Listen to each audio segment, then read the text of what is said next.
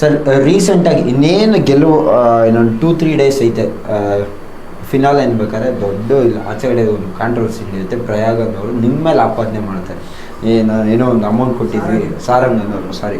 ಸಾರಂಗನವರು ನಿಮ್ಮ ಮೇಲೆ ಆಪಾದನೆ ಮಾಡ್ತಾರೆ, ನಾವು ಒಂದು ಅಮೌಂಟ್ ಕೊಟ್ಟಿದ್ವಿ, ಇಷ್ಟು ಲಕ್ಷ ಕೊಡಬೇಕಂತ. ಅದಕ್ಕೆ ನಿಮ್ಮ ಉತ್ತರ ಏನು ಸರ್?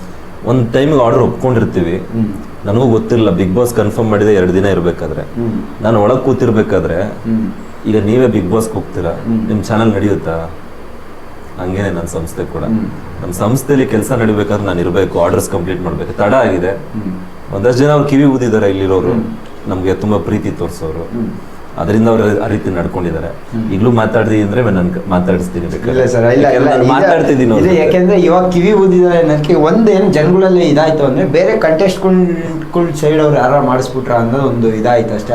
ಅದ್ರ ಬಗ್ಗೆ ನನಗೆ ಯಾವುದೇ ರೀತಿ ಅಭಿಪ್ರಾಯ ಗೊತ್ತಿಲ್ಲ, ನನಗೆ ಐಡಿಯಾನೇ ಇಲ್ಲ.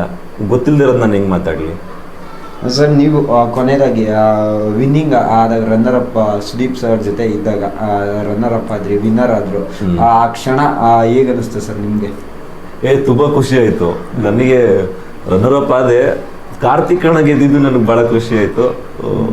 ಯಾಕೆಂದ್ರೆ ನನಗೆ 2ರಲ್ಲಿ ಯಾವ್ದು ಬಂದ್ರು ನಾನು ತಗೊಳಕ್ಕೆ, ಯಾಕೆಂದ್ರೆ ಅವರು ಒಬ್ಬ ಅಸಮರ್ಥರಾಗಿ ಬಂದಿದ್ರು, ಆಡಿದ್ದಾರೆ ಚೆನ್ನಾಗಿ ಆಟನ, ಮನೆ ಒಳಗೆ ಚಟುವಟಿಕೆಯಿಂದ ಹಿಡಿದಿದ್ರು, ಅವರು ಕೂಡ ಬಂದಿದ್ದು ಖುಷಿ ಆಯ್ತು. ಈ ನೆಕ್ಸ್ಟ್ ಏನೆಲ್ಲ ಪ್ಲಾನ್ಸ್ ಇದಾವೆ? ಹಾಕಿರೋ ಓಟ್ಗೆ ಒಂದು ಮರ್ಯಾದೆ ಕೊಡಬೇಕು, ಹಾಕಿರೋ ಓಟ್ಸ್ಗೆ ಒಂದು ಜವಾಬ್ದಾರಿ ಇದೆ, ಭಯ ಇರಬೇಕು. ಹಾಕಿರೋ ಓಟ್ಗಳಿಗೆ ಗೆದ್ದಿರ್ಬೋದು, ಏನೋ ಆಗಿರ್ಬೋದು, ಭಯ ಇದೆ.